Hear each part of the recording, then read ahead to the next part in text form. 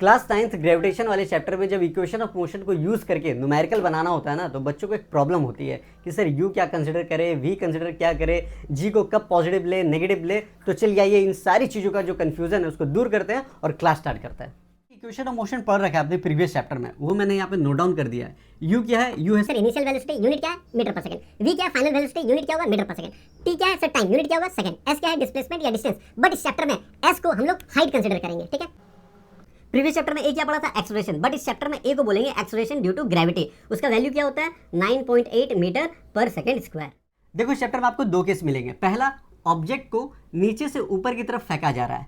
दूसरा, ऑब्जेक्ट को ऊपर से रिलीज किया जा सकता है, ड्रॉप किया जा सकता है या फिर फॉल कराया जा सकता है। अगर किसी ऑब्जेक्ट को नीचे से ऊपर की तरफ फेंक रहे हैं तो स्टार्टिंग में कुछ तो स्पीड होगी ना, उसी को इनिशियल स्पीड बोलेंगे, इनिशियल वेलोसिटी बोलेंगे। तो यू कुछ ना कुछ वहां पे होगा, बट धीरे धीरे क्या होगी, स्पीड इसकी घटती जाएगी घटती जाएगी घटती जाएगी और एक पॉइंट पे आपका जो फाइनल वेलोसिटी है वो जीरो हो जाएगा। यानी अगर ऑब्जेक्ट को नीचे से ऊपर की तरफ फेंका जा रहा है तो यू की कुछ ना कुछ वैल्यू होगी और वी हमारा जीरो होगा। और जिस पॉइंट में ये वी जीरो हो जाता है ना, तो इसको पूरा टोटल को हम लोग बोलते हैं मैक्सिमम हाइट, कि इतना मैक्सिमम हाइट अटेन कर लिया है। इसके बाद से ऑब्जेक्ट नीचे गिरना स्टार्ट करेगा। तो जब भी किसी ऑब्जेक्ट को नीचे से ऊपर की तरफ लोग फेंक रहे हैं तो एक्सेलरेशन को हमेशा नेगेटिव लेना आप, -9.8 मीटर पर सेकंड स्क्वायर।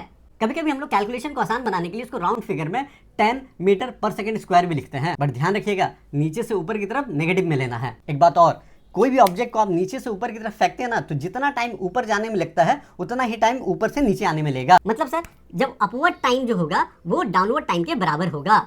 अगर 5 सेकंड ऊपर जाने में लिया तो 5 सेकंड नीचे आने में मिलेगा, तो टोटल टाइम कितना हो गया सर? 10 सेकंड। और इस सिचुएशन में आप बताओ नेट डिस्प्लेसमेंट क्या होगा? सर जिस पोजीशन से आपने फेंका था वापस वहीं तो आ रहा है, तो नेट डिस्प्लेसमेंट क्या हो जाएगा सर? 0। बट टोटल डिस्टेंस निकाला जा सकता है। अगर मान लो ये 5 मीटर है maximum height, it means object 5 metre में जाने के बाद फिर वो नीचे आना स्टार्ट करा, तो 5 मीटर जाने में 5 मीटर आने में, तो टोटल डिस्टेंस कितना हो गया सर? 10 मीटर।